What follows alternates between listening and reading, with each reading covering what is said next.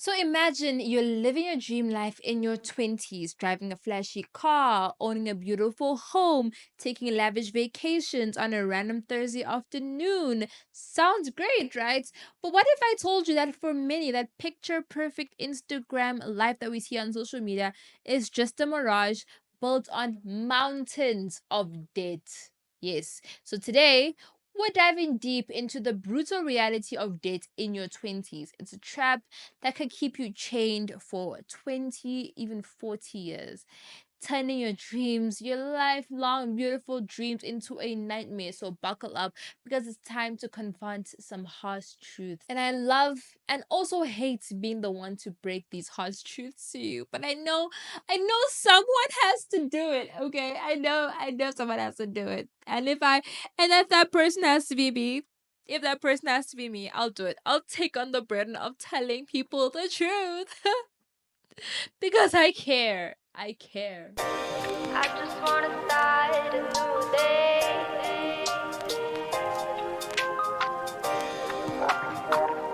Hi, I'm Sakila Kayla Masangu, a 25-year-old retail investor and your favorite money obsessed girly. Today, we're getting into something that feels like freedom but can quickly turn into a cage.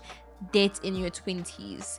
When you're young, it seems like everyone is buying these big houses, flashy cars, luxury vacations, guys. But we're here to get real about the cost of taking on some of that debt. I know when you're young and you first get like a loan, or you get your first loan or your first credit card, you think, oh my gosh, you can buy the whole world and you want to. But it's time for reality to set in. Because trust me, guys, a few years of living it up on credit can lead to a lifetime of being tied down.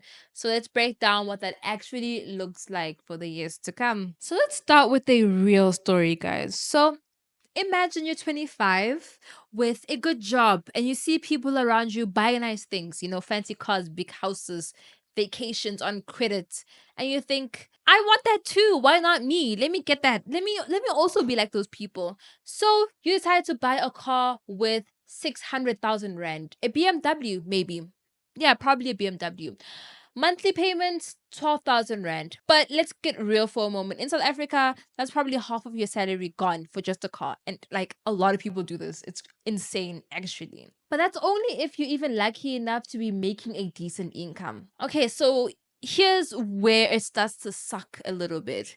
With an interest rate of around 11.75%, you're not just paying for the car, but you're also paying the bank thousands more in interest every single month. And then that compounds and adds on itself. By the time you've paid off the car, you've handed over close to 800,000 rand, if not more, guys. For a car that maybe after 7 years after you've bought it isn't even worth 300,000 rand, guys. Now your car isn't even an asset because it's not going to give you more for what you paid for it. So you're paying the bank hundreds of thousands of rands just for the privilege of driving something nice. And it's not just about those monthly payments, right? Take a closer look to the people driving around in the latest BMWs and Mercedes. They're everywhere, right? But here's the reality. Most of those cars aren't even theirs. They belong to the bank. So let me ask you, would you rather be paying the bank an extra 200,000 in interest for a car that you can't even sell for what you bought it for?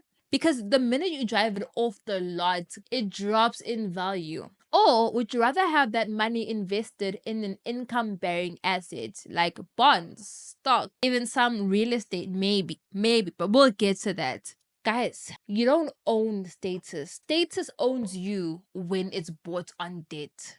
Anyway, let's talk about property a little bit. Let me talk about a scenario that happens to a lot of people, right? So you decide that you're done renting and you go out and you think, oh, let me buy a house, a nice 3 bedroom house for like 1 million.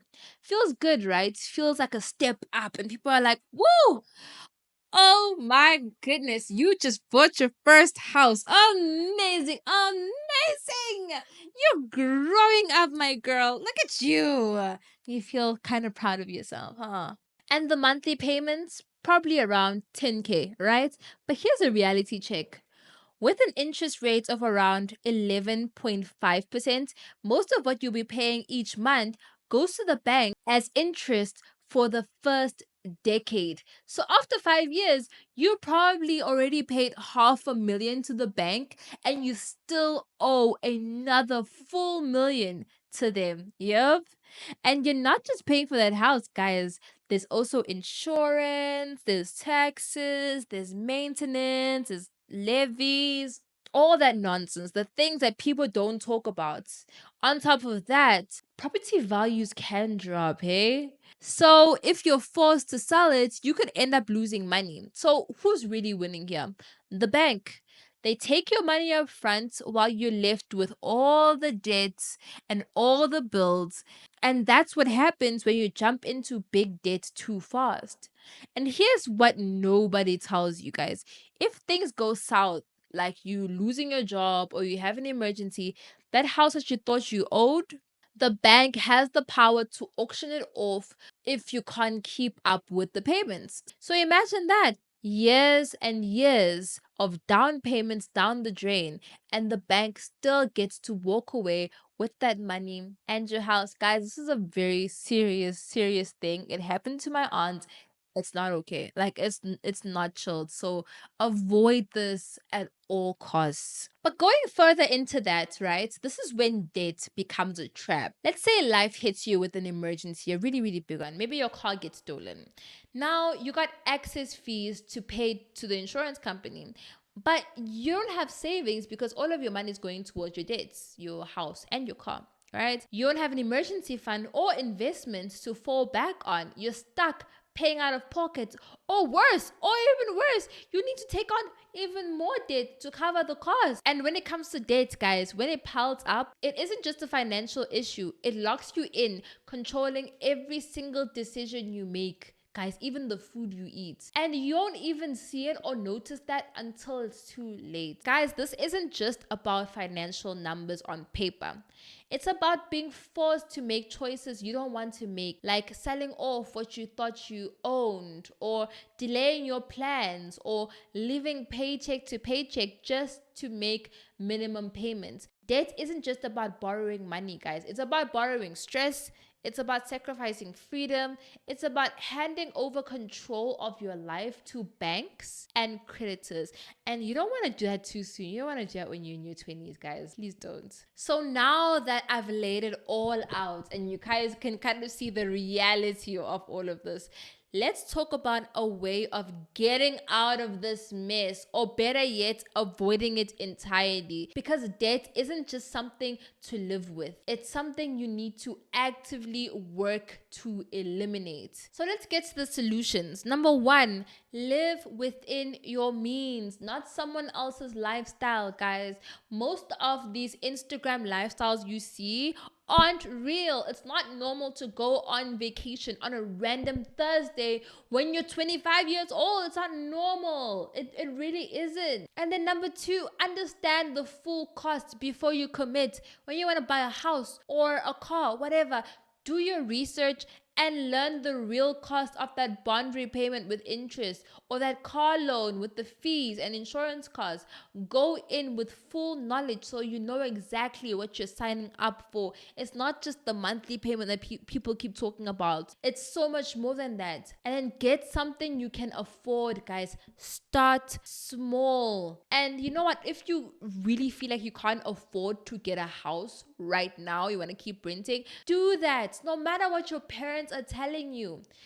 Here's the thing that I don't like about parents, especially as Black people, right? Our parents are, first of all, there's Black tax. And then secondly is they are making us take on things that we are not ready for, debt that we're not ready for. Like they will tell you like, no, it's time to get a house, my child. It's such a big milestone. Do that. When they themselves are still paying off a bond, 30 years ago. They themselves are still paying off their house and they want the same thing for you. Like, does it make sense? I I know a lot of people in their 20s who are still helping their parents pay off the house bond, a house that they grew up in. They are still helping their parents pay off the bond of the house, guys. And their parents are currently like in their late 50s and 60s. And it's just like, and then your parents will tell you to do the same thing. Yeah, buy a house, get a bond. When they have been trapped paying off that debt for so many years. Like, does it make sense? Does it make sense? Number 3, prioritize paying off high interest debts first. So your credit card debts, your personal loans, these bleed you dry in interest. So make it a rule to clear those out first. Those high interest debts, clear them out. Literally. Every cent you free up makes a difference. And then number 4, set up an emergency fund, guys. Please set up an emergency fund. The worst debt is the debt that you are forced into because of an emergency. So aim to have at least 3 to 6 months worth of expenses in that fund. This is a safety net that will keep you from spiraling even into more debt if something unexpected happens to you. So please, emergency fund, something that everybody needs. Number 5, if you already have debt, pick a clear debt payoff strategy. So use the snowball method to take on the smallest debts first, or use the avalanche method to knock out those high interest debts.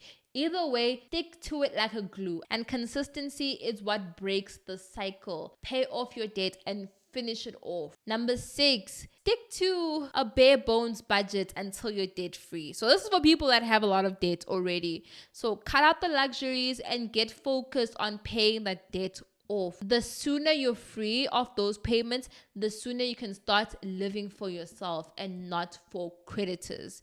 Living for creditors is so hard, and we've seen our parents do it for years, guys. We can't keep falling into the same traps that our parents did. You know, we need to learn. We need to break the cycle. So what I've noticed is that many people look at debt like it's a status symbol.